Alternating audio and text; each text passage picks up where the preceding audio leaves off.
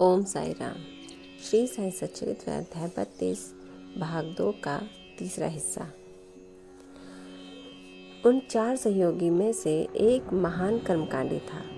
किस प्रकार कर्म करना और उससे अलिप्त रहना यह उसे भली भांति ज्ञात था।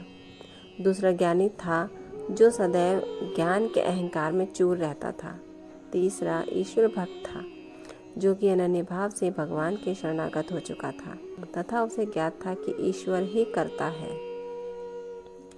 जब वे इस प्रकार विचार विनिमय कर रहे थे तभी ईश्वर संबंधी प्रश्न उठ पड़ा तथा वे बिना किसी से सहायता प्राप्त किए अपने स्वतंत्र ज्ञान पर निर्भर रहकर ईश्वर की खोज में निकल पड़े।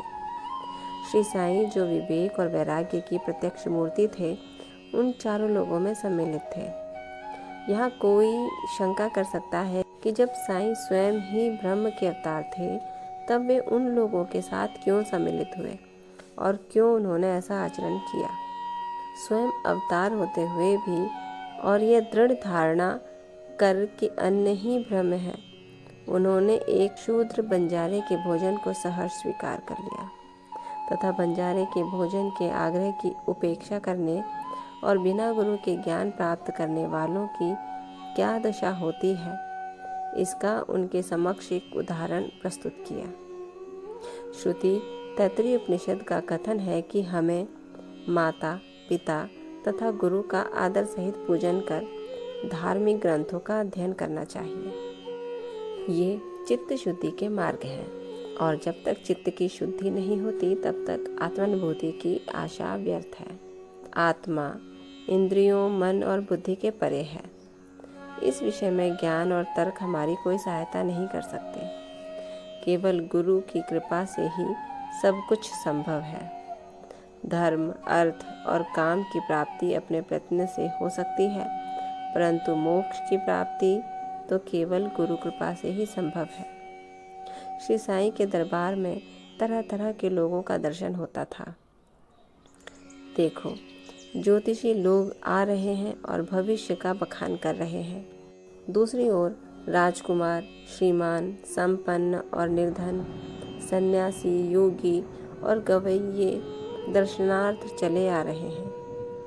यहाँ तक कि एक अति शूद्र भी दरबार में आता है और प्रणाम करने के पश्चात कहता है कि साईं ही मेरे माँ बाप हैं और वो मेरा जन्म मृत्यु के चक्र से छुटकारा कर देंगे।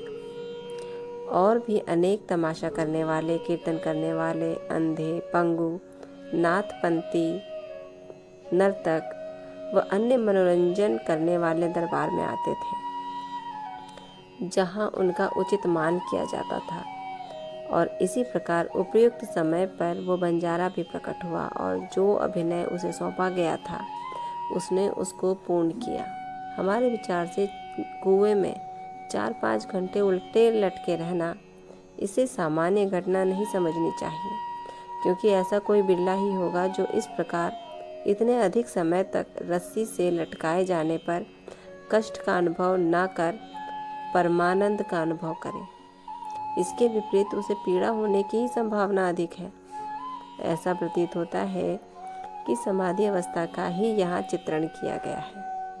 आनंद 2 प्रकार के होते हैं, प्रथम ऐन्द्रिक और द्वितीय आध्यात्मिक।